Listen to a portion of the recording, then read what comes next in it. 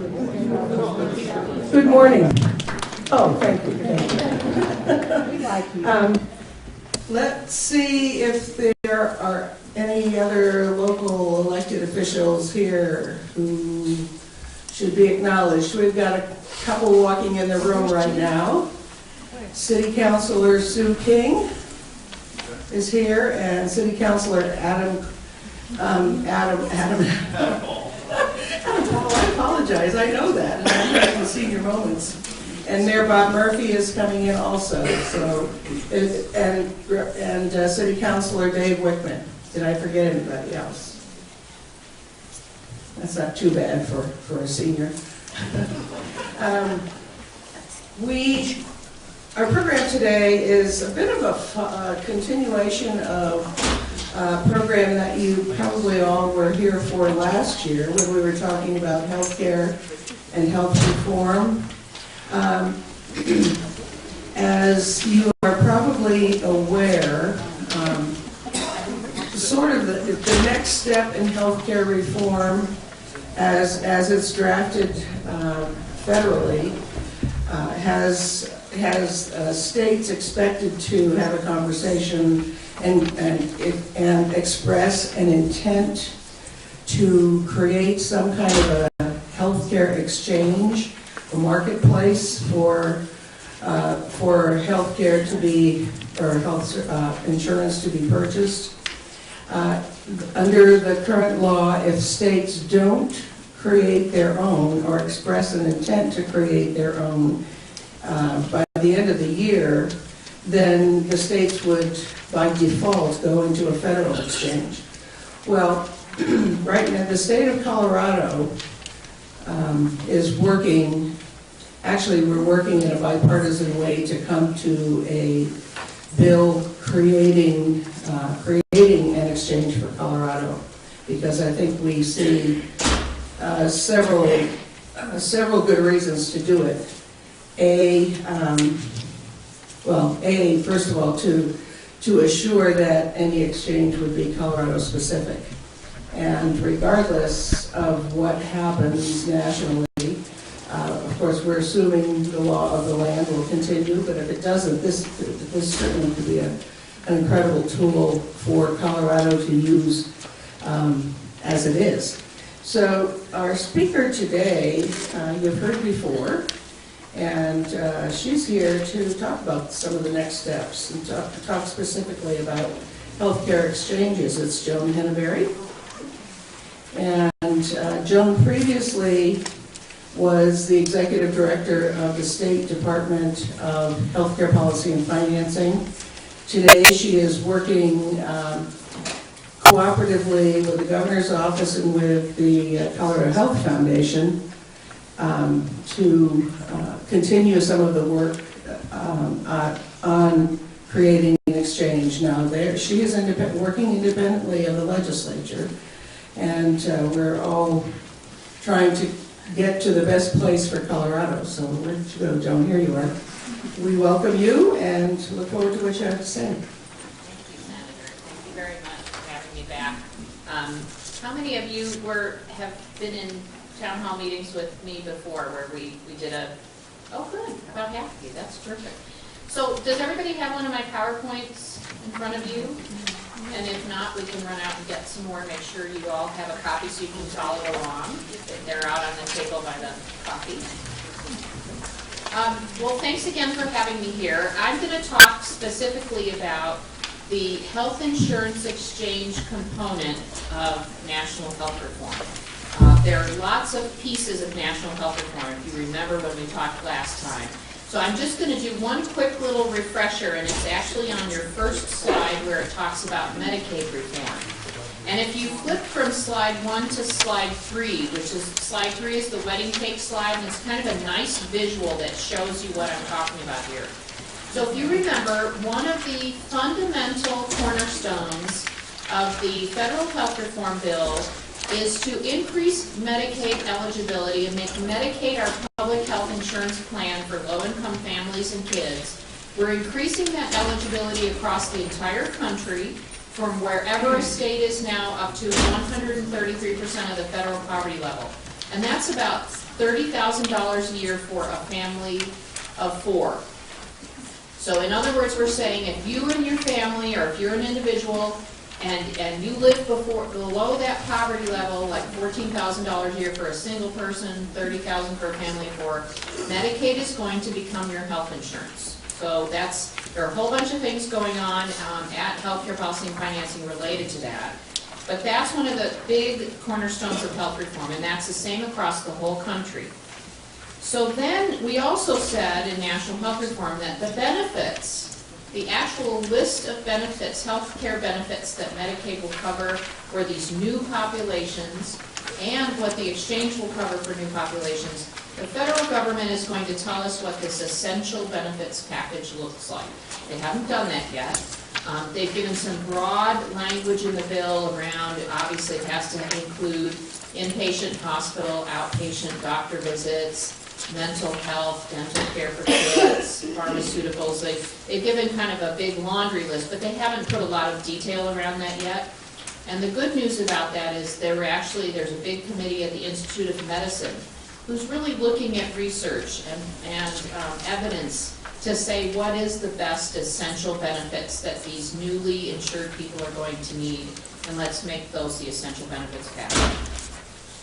And then, so you have this floor across the whole country, standard way we determine eligibility, standard eligibility, as I say, so you no longer have to be more poor in Colorado to receive Medicaid than you have to be in New York or Minnesota or some other states, standard across the country.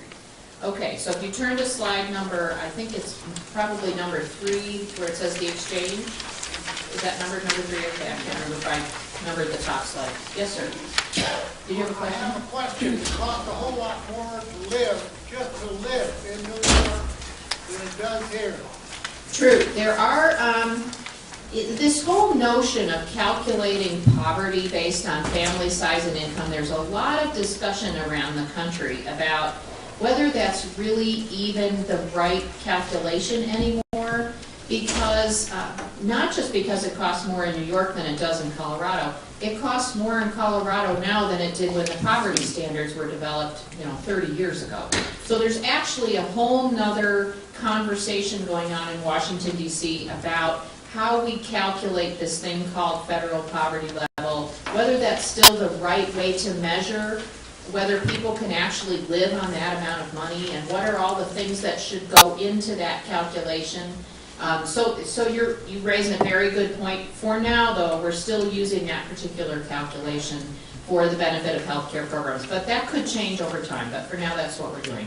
So when you get to your slide called the exchange, so look at that slide and then look at your wedding cake slide at the same time. So you've got this now national floor, everybody at this family income, family size and below, Medicaid becomes your health insurance.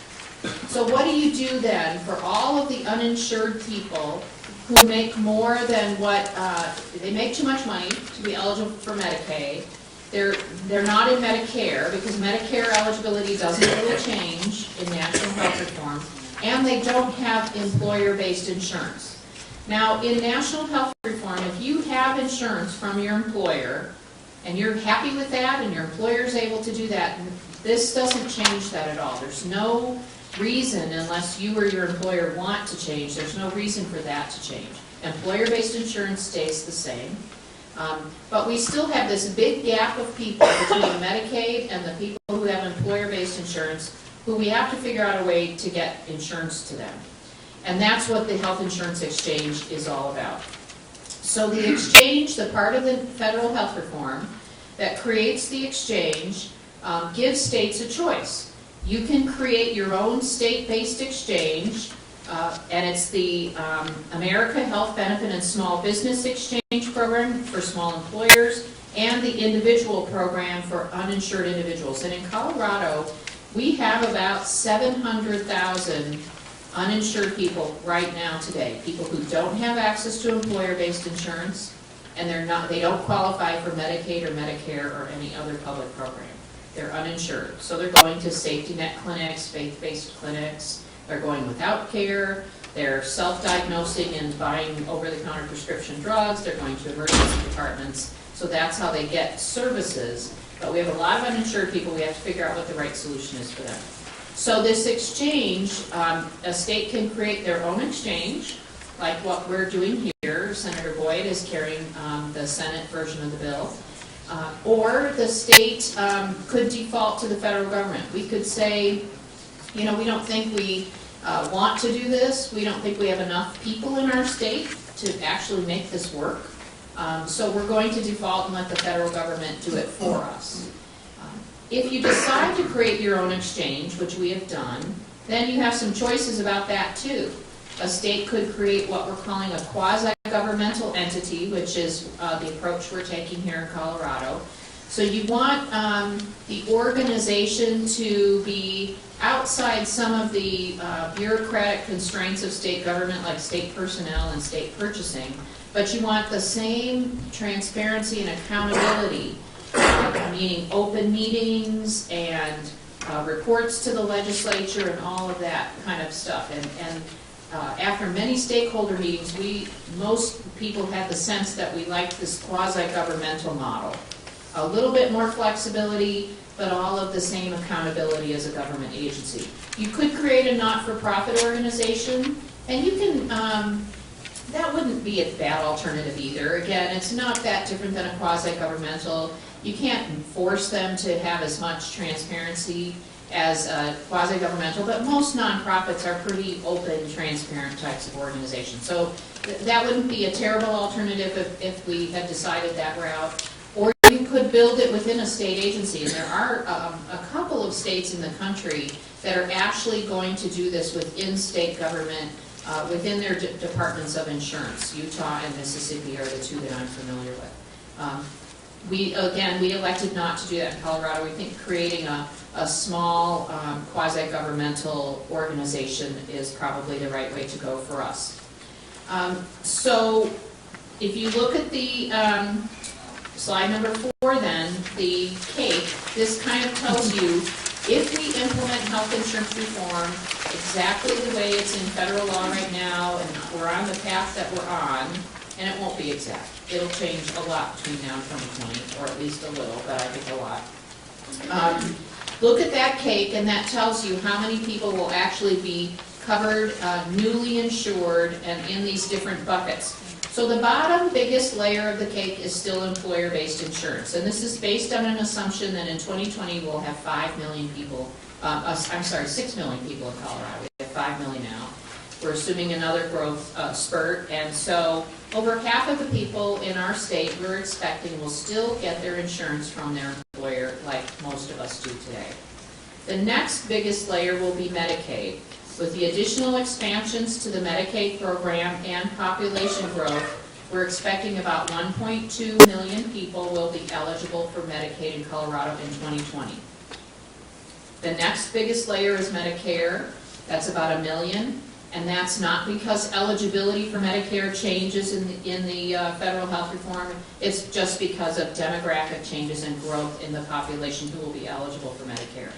And then the top layer on the cake are the people who will be coming to this health insurance exchange. So we think that of the 700,000 people currently uninsured in Colorado, at least 300,000 of them, if we were to open the doors of the exchange today, 300,000 of those folks would be eligible to come to the exchange and get federal tax credits and subsidies to help them buy insurance. So this is, we think, the smallest number, that the floor for the exchange. Actually, that number is more likely once the exchange is fully built out and we are reaching out to small employers. We think that number is going to be closer to 500,000. So one of the things you're going to hear me talk about in just a second is the kind of background research and data analysis that we're doing to get a better idea of what that number of that top layer of the cake is. So if you look at the next slide, you'll see a slide called Exchange Administrative Functions. So here's how I look at the exchange. This is a startup business. We are building a small business. It will be